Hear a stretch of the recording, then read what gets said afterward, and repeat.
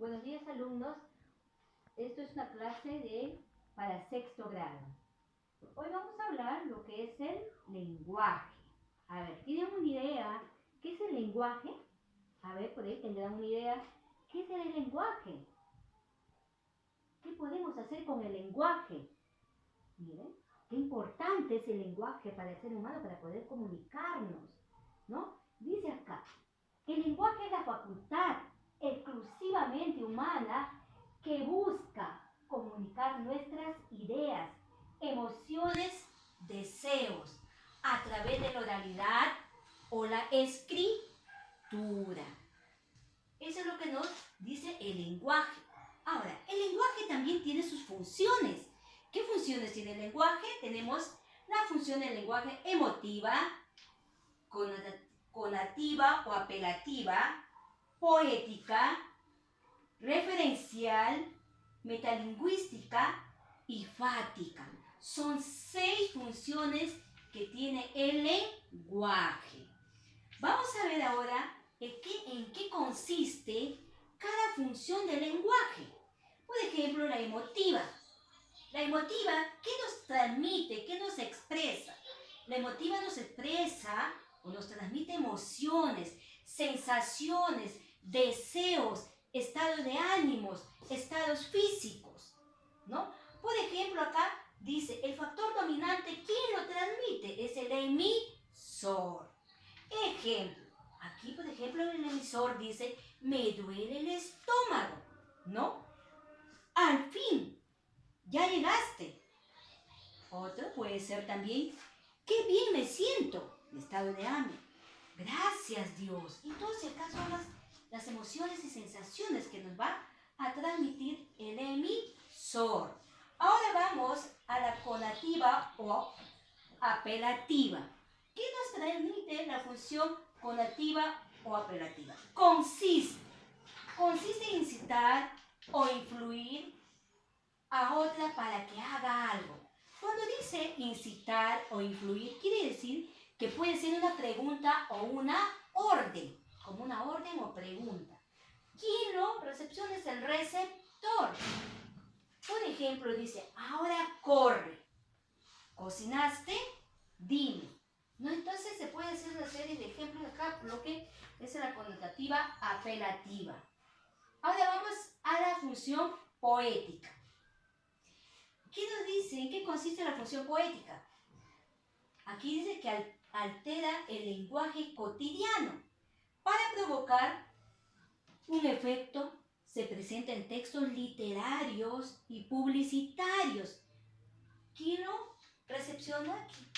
¿Cuál es el factor dominante acá? El mensaje. Por ejemplo, nos dice, la función poética es única, grande y nuestra. Mensaje. Por ejemplo, acá también está formado también por novelas, por fábulas, cuentos, trabalenguas y muchas otras que forman los textos literarios. Esa es la que corresponde a la función poética. Vamos a la función referencial. La función referencial consiste, representa objetivamente la realidad, lo que hay en nuestro entorno, ¿no? Eso representa la función referencial. Dice, objetivamente representa la realidad, informando o exponiendo hechos y conceptos e ideas. Aquí es el contexto temático. Pues aquí nos da un ejemplo.